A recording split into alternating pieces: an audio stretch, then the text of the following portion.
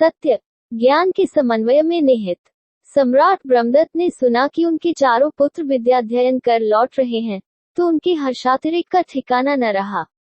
स्वतः जाकर नगर द्वार पर उन्होंने अपने पुत्रों की आगवानी की और बड़े लाड़ प्यार के साथ उन्हें राजप्रासाद ले आए। राजधानी में सर्वत्र उल्लास और आनंद की धूम मच गई, किंतु हवा के झोंके के समान आई वह प्रसन्नता एकाएक तब समाप्त होती जान पड़ी जब चारों पुत्रों में परस्पर श्रेष्ठता का विवाद उठ खड़ा हुआ। पहले राजकुमार का कहना था, मैंने खगोल विद्या पढ़ी है, खगोल विद्या से मनुष्य को विराट का ज्ञान होता है, इसलिए मेरी विद्या सर्वश्रेष्ठ है।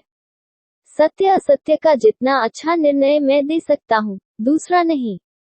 द्वितीय राजकुमार का तर्क था कि तारों की स्थिति और उनके स्वभाव का ज्ञान प्राप्त कर लेने से कोई ब्रह्मा नहीं हो जाता। ज्ञान तो मेरा सार्थक है, क्योंकि मैंने वेदांत पर आचार्य किया है। ब्रह्म विद्या से बढ़कर कोई विद्या नहीं, इससे लोक परलोक के बंधन खुलते हैं, इसलिए मैं अपने को श्रेष्ठ कहूँ तब तो कोई बात है। इन भाई साहब को ऐसा मानने का क्या अधिकार। तीसरे राजकुमार का मत था, वेदांत को व्यवहार में प्रयोग न किया जाए, साधनाएं न की जाए तो वाचिक ज्ञान मात्र से कोई प्रयोजन सिद्ध नहीं होता। देखने वाली बात है कि हम अपने सामाजिक जीवन में कितने व्यवस्थित हैं। मैंने सामंजस्यशास्त्र पढ़ा है, इसलिए मेरा दावा है कि श्रेष्ठता का अधिकारी मैं ही हो सकता हूँ। चौथे रसायन शास्त्री राजकुमार इन सब की बातें सुनकर हंसे और बोले, बंधुओं झगड़ो मत। इस संसार में श्रेष्ठता का मापदंड है लक्ष्मी। तुम जानते हो मैंने लोहे और तांबे को भी सोना बनाने वाली विद्या पढ़ी है।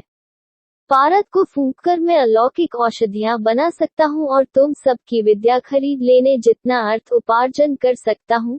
तब फिर बोलो, मेरी विद्या श्रेष्ठ हुई या नहीं।